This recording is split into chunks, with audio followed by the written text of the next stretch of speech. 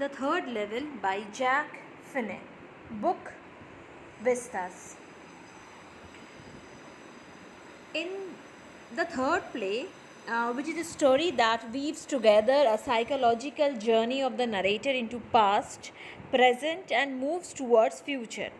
There is always a natural human tendency to constantly move between the past, the present, and the future. Here also we'll see the protagonist of this story, Charlie. He struggles into past, present, and then he moves forward to his future. So before you read, have you ever had any curious experience which others find hard to believe?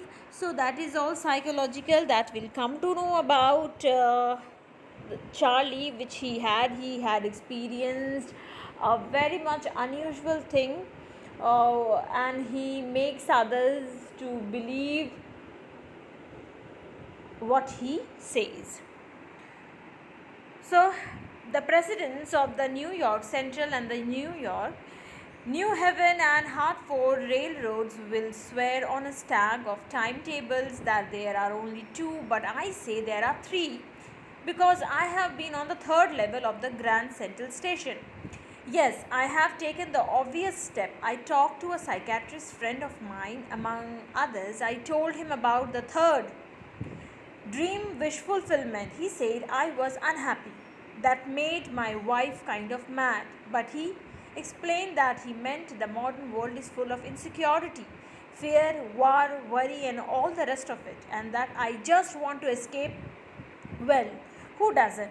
Everybody I know wants to escape, but they don't wander down into any third level at Grand Central Station. So here the protagonist, he says that he has been to the third level in the Grand Central,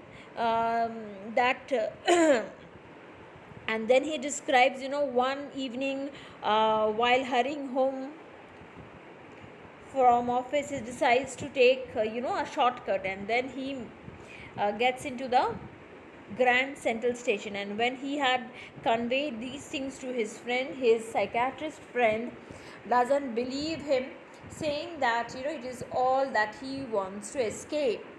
So then he further concludes saying that yes, no, who doesn't want to escape? So everybody in this world, they want to escape from all the worries, tensions they have in their life.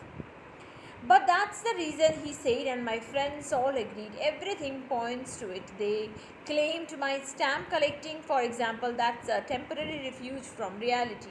Well, maybe, but my grandfather didn't need any refuge from reality. Things went pretty nice and peaceful in his day, from all I hear. And he started my collection. It's a nice collection too.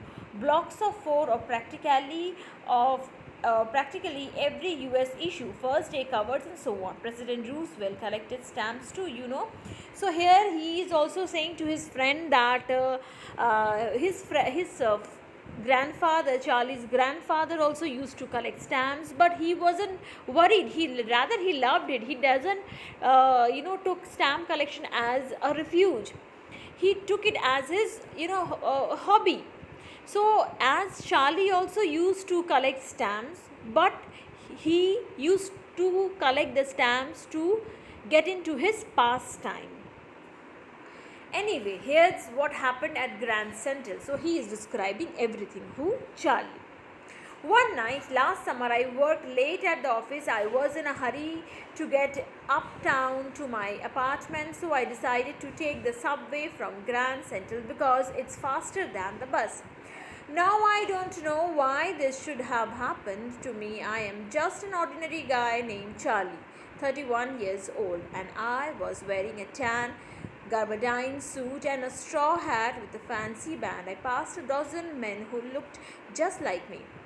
And I wasn't trying to escape from anything. I just wanted to go home to Louisa, my friend. So that evening, he worked late and he was very much hurry. He was hurrying to go to his house to meet his wife. So he did not notice anything. Rather, he thought, everybody is looking like him only. So he is at his present time.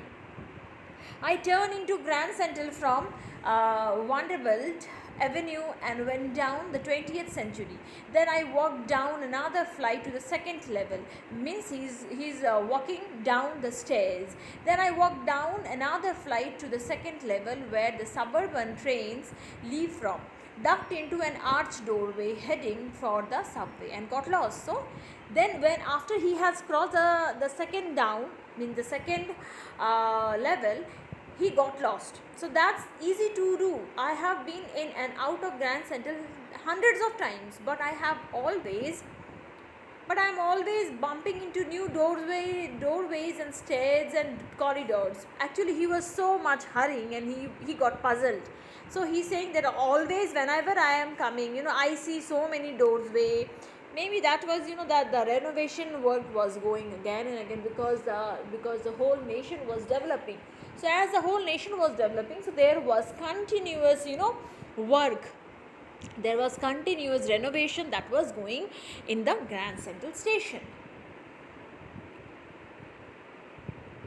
But I am always bumping into new doorways and stairs and corridors. Once I got into a tunnel about a mile long and came out in the lobby of the Roosevelt Hotel.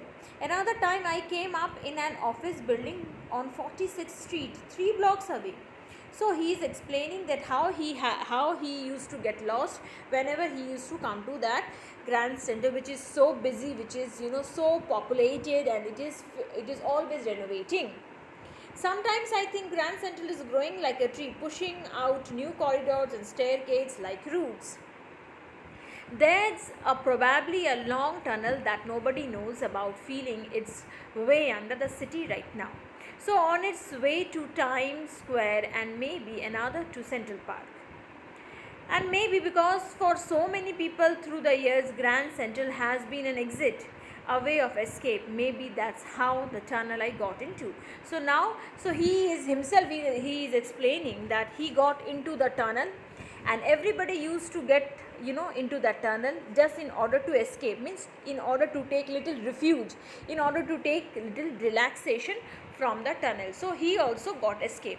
Maybe that's how the tunnel I got into, but I never told my psychiatrist friend about that idea. But he never said about that idea, but on that particular day suddenly he got into the tunnel and he was lost. The corridor I was in began angling left and slanting downward, and I thought that was wrong, but I kept on walking. All I could hear was the empty sound of my own footsteps, and I didn't pass a soul. That means he was all alone, he was moving.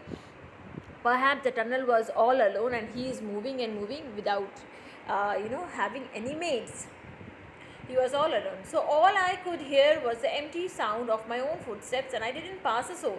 Then I heard that sort of hollow roar ahead that means open space and people talking. The tunnel turned space and people talking. The tunnel turned sharp left. I went down a short flight of stairs and came out on the third level at Grand Central Station. For just a moment I thought I was back on the second level, but I saw the room was smaller. There were fewer ticket windows and train gates, and the information booth in the center was wood and old looking, and the man in the booth wore a green eye shade and long black sleeve protectors. The lights were dim and sort of flickering. So everything got changed suddenly.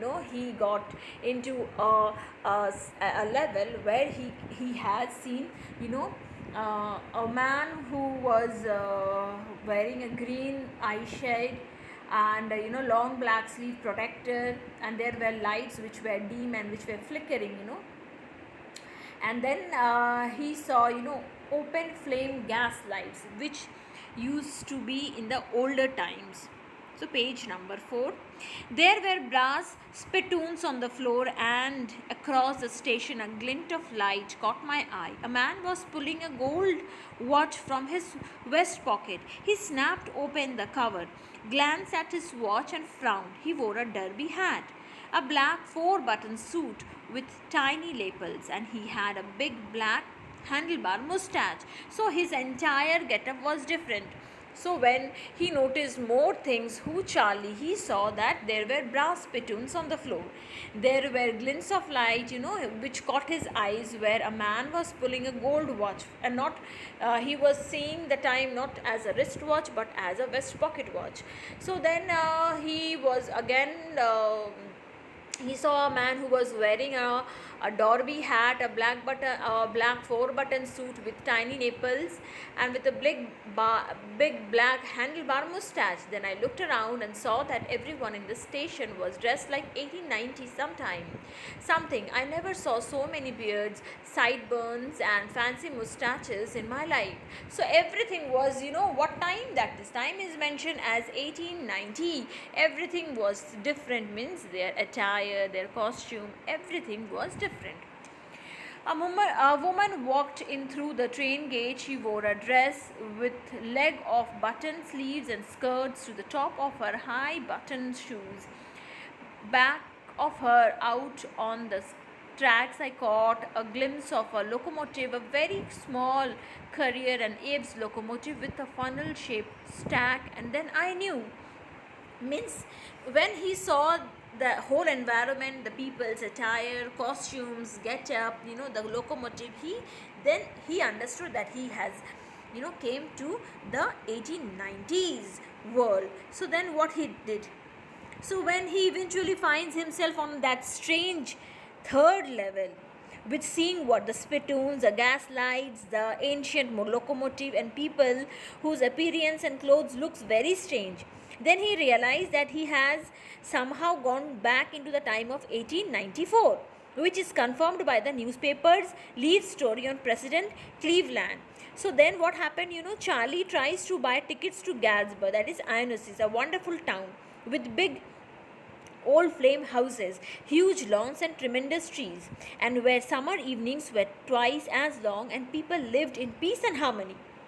So there he wanted to take refuge. That will come to know in the next part.